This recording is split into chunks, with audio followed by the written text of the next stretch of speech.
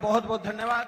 अब मैं निवेदन करूंगा नारनौंद से लोकप्रिय विधायक जिन्होंने नारनौंद की जोरदार आवाज हरियाणा विधानसभा में उठाई, दादा राम कुमार गौतम जी से निवेदन करूंगा कि वो आए और हम सबको संबोधित करें। दादा राम कुमार गौतम।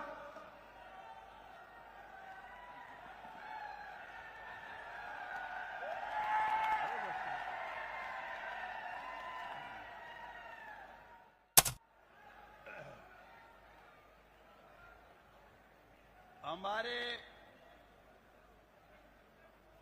बहुत ही मोअज़्ज़िज़ मेहमान और हरियाणा बीजेपी के प्रभारी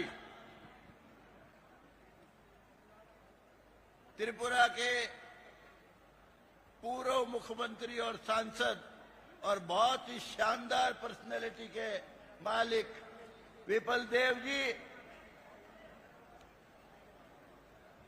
बहुत ही अच्छे से अच्छा सोच रखने वाले बहुत ही बढ़िया हमारे मुख्यमंत्री नायब सैनी जी,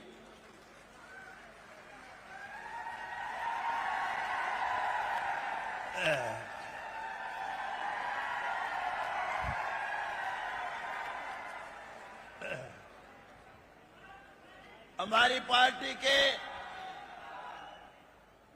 भारतीय जनता पार्टी के प्रधान, इस समय के एमएलए मेरे अजीज मोहनलाल बड़ौली जी, भाई थोड़े नाम लूंगा, सबके नाम लूंगा तो फिर देर हो जाएगी, जो बात मैं कहना चाहता हूं कह नहीं सकूंगा। हमारे पवार जी इस समय एमपी हैं, पहले मिनिस्टर रहे। हमारे मेरे अजीज अभी जो मेरे साथ शामिल हुए अनूप धानक जी, देखते ना कितना मान कर रहा हूं छोरे।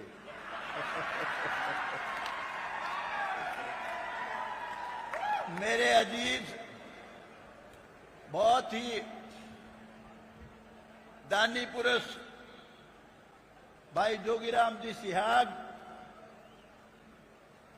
विनोद ध्याना जी, और अभी जो मेरा अजीज मेरे को उलाना दे रहा था, पूर्व फाइनेंस मिनिस्टर, कई मंत्रालय का मालिक, मेरा अजीज कैप्टन अभिमन्यु जी, जिसने मुझे कहा कि जी नकली दादे नकली पोते काम नहीं आया करते, पोते तो असली काम आया करें। तेरे भाग बहुत अच्छे हैं, आज मैं यहां हूं, बहुत लकी है तू। मेरे अजीज हांसी से विधायक विनोद ध्याना जी,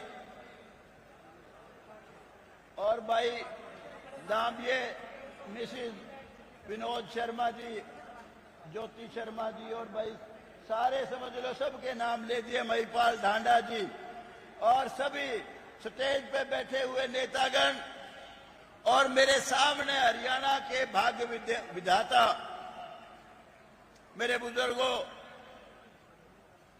माताओं, बहनों, नौजवान दोस्तों, प्यारे प्यारे बच्चों, और मेरे पत्रकार और चैनल के मेरे भाइयों,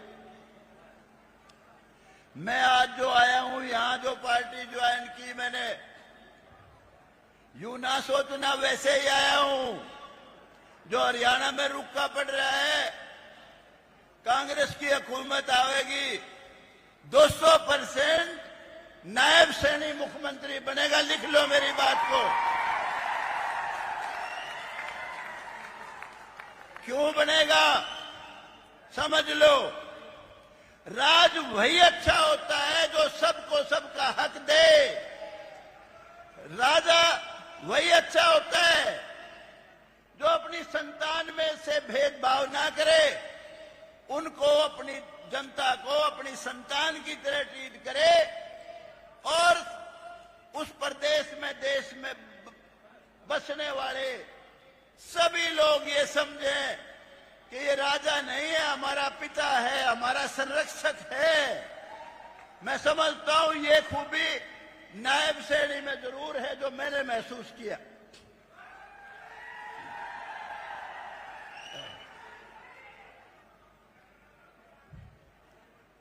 मनोहर लाल खट्टर जी ने जब हरियाणा में शुरू किया अपना कार्यकाल, उससे पहले हमने अनेक शासन देखे हैं, अनेक चीफ मिनिस्टर देखे हैं।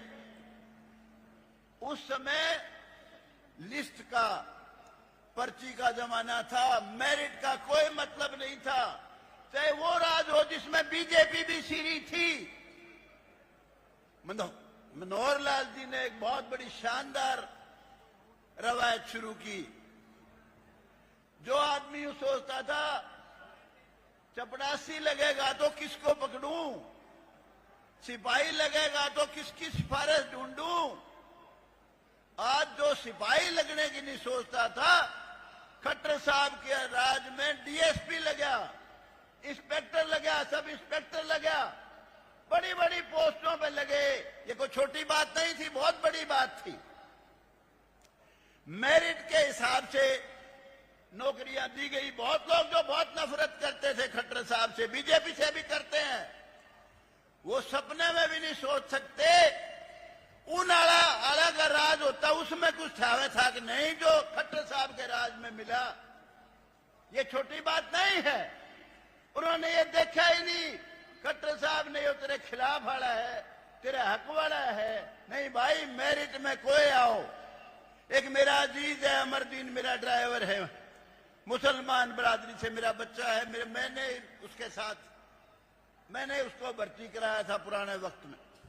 मैं उसको समझा रहा था, रे बेटे तेरे 3 रिश्तेदार लग गए, खट्टर साहब के राज में आप बोले के लूटेगा।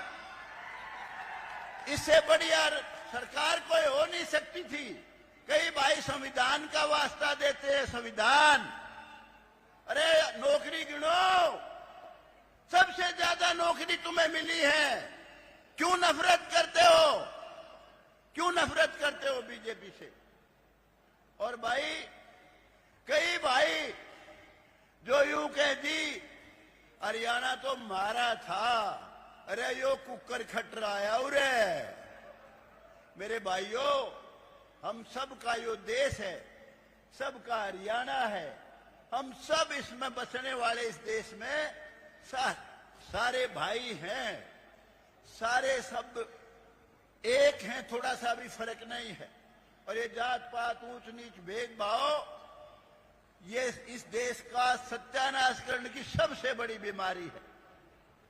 और ये भ्रष्टाचार, इसने बीज मार दिया इस देश का। भाई खट्टर साहब ने और भी कई अच्छे काम किए थे। इलीगल कॉलोनी सारी लीगल कर दी, नहीं तो बहुत परेशानी से गुजर रहे थे लोग। और उसके अलावा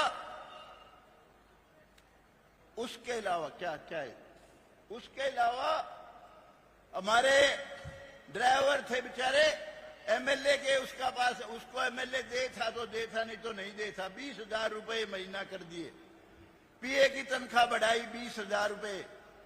और उसके अलावा एमएलए हॉस्टल के सामने सुभाष चंद्र बोस के नाम पे बहुत शानदार पार्क बनाया। बहुत चीजें हैं जो सारा गिनान लगू।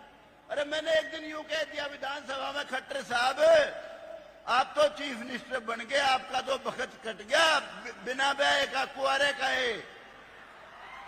मगर ये जो 35, 40 साल के हो गए, कुआरे मरेंगे, मगर आपने कोसेंगे।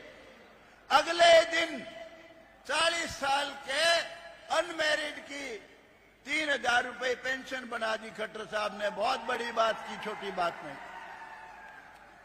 और भाई दूसरी बात, मैं मोदी जी के बारे में, बीजेपी के राज के बारे में 2 मिनट में कह के, और क्योंकि बोलने वाले भाई अभी वीवीआईपी लोग हैं, मैं तो साधारण सा आदमी हूं। मोदी साहब ने जो काम किया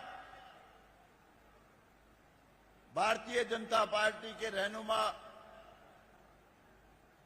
प्राइम मिनिस्टर बनके जो सोच नहीं सकता था, 370 धारा हटाई, कालजा कांपा करता, उस तरफ देखते वक्त भी कहते थे खून की नदियां बह जाएंगी। कोई छोटा काम नहीं था। राम मंदिर का निर्माण, कई भाई यूं कहते थे जी अभी 10 साल छेड़ो ना, छुओ ना। राम मंदिर का निर्माण कराया। और भाई ये हमारी मुसलमान बहन बेटियां, ट्रिपल तलाक इन पर बड़ा खतरनाक था, उसको खत्म कर दिया। महिलाओं को कितना सम्मान दिया, एमएलए एमपी में 1/3 रिजर्वेशन। और उसके अलावा बहुत बड़ा जो काम किया, हर आदमी प्राइम मिनिस्टर तक का भी झाड़ा ले लिया करते, तलाशी ले लेते थे एयरपोर्ट पे। मनमोहन सिंह जी की पगड़ी उतरवा ली थी। नरेंद्र मोदी जी ने इस देश का बहुत भारी मान बढ़ाया, कोई छोटी बात नहीं है। तो भाई सारी चीजें गिनान लग जाऊं, बहुत समय लग जाएगा। मैं केवल इतना कहने आया हूं कि भाई बीजेपी को बनाओ और भाई नायब सैनी को मुख्यमंत्री बनाओ, आपको मिलेगी सबको सबका हक देने वाली सरकार। और नहीं तो मेरे भाइयों, रो के मर्जियों, किसी को कुछ नहीं छावेगा। ये मैं आज कहने के लिए आया हूं। दूसरी बात, मैंने अभी नायब सैनी जी से कहा था, मगर मेरा बेटा नायब सैनी जी पॉलिटिक्स से नफरत करता है, पॉलिटिक्स से दूर है। वो जुडिशरी में जाना चाहता है, उसका लिंक है, बहुत अच्छा वकील है और बार काउंसिल पंजाब हरियाणा चंडीगढ़ की का प्रेसिडेंट रहा है। वो कहता है पापा राजनीति तो सिर्फ मैं आपके इलेक्शन में करता हूं, उसी वक्त आता हूं, मेरी कोई रुचि नहीं, लेकिन मुझे एक बार इस आप वाली पार्टी में भी शामिल करा दो जिसमें आप शामिल हो रहे हो। तो मैंने नायब सैनी जी से प्रार्थना करिए भाई उसको भी शामिल कर लो। आया हुआ, आजा बेटा। आपने सबने यूं बताओ, राज बनाओगे कि नहीं? नायब सैनी को मुख्यमंत्री बनाओगे कि नहीं? शाबाश भाई, बहुत बहुत धन्यवाद। दादाजी का बहुत बहुत धन्यवाद। पूरा पानी सा भरा है, जोरदार ताड़ी बजा दो। नायब सैनी जी का फैन क्लब आया है, अपने लिए जोरदार तालियां बजा लें।